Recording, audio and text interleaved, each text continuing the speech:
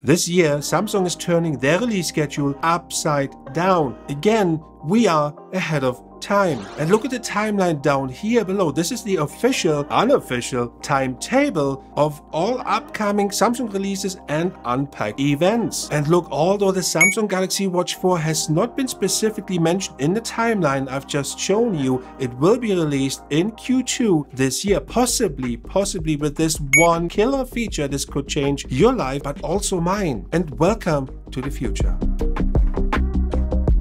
The other interesting takeaway from this timetable here is that one particular product launch date, which is the 26th of March. It is pretty much 6 days away from today, which is the day of filming, right? So there's a lot of speculation going on, and I know what I will be doing that day. So looking at the timeline and the recent product releases and launches and what Samsung has done in terms of product development, I don't expect a huge design change for the Galaxy Watch 4 to come along. However, this may change for the Samsung Galaxy Watch Active 4. Yes, you heard Active 4, which will effectively be the follow-up from the 2. Different story, different video, but there could be a massive design change coming our way. But let's get back to the Galaxy Watch 4. There are some topics we need to discuss today. Number one topic is the replacement of Tizen, or the apparent replacement of Tizen OS by Wear OS. And what I can tell you by looking at all the comments and all the sections on the internet, it is already a love and hate debate, and rightly so. And it is very simple, because when you look at the latest certification for their battery use, it appears the Watch 4 has been certified with a 240 mAh battery for use in this number model down here. I will list it below, which is presumably the 41mm version of the Galaxy Watch 4. And for comparison, the Watch 3 has pretty much the same as 247 mAh. So it looks like there will not be any changes in terms of battery life. But here's the but. The big but is because if Tizen OS will be replaced by Wear OS, the power-hungry Wear OS, then battery life will be atrocious. Unless there's some kind of magic going on we don't know about yet. And I've seen many users in comment sections, they are really happy with their Wear OS devices and battery life, but I'm not feeling it. Currently, I am not feeling it. And when you look at the Exynos chipset in the Watch 3 as it is, and imagine it will be replaced by Wear OS, I mean, you know what? We reviewed a lot of Wear OS watches already, and I can tell you, you better get comfortable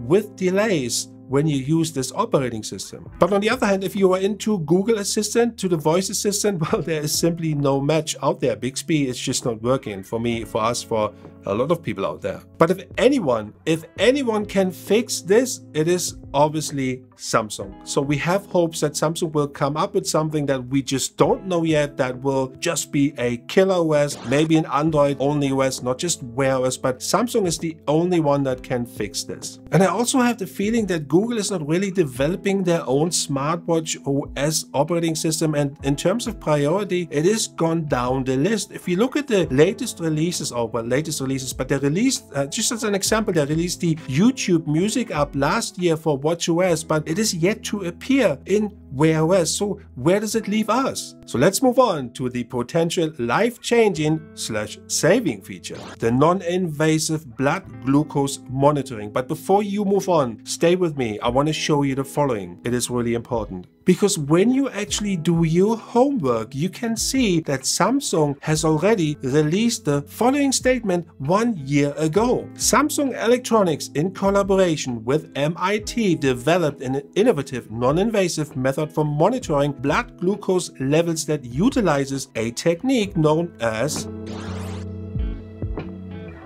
So what does it mean in layman terms? Well, all it means is that a fancy laser sensor on the back of the watch here will make all of this happen. And depending on your government approval, there are two ways it could play out. Number one, if you are a current diabetes patient, this technology will basically free you from having to prick the tip of your fingers, kind of sometimes 10 times a day.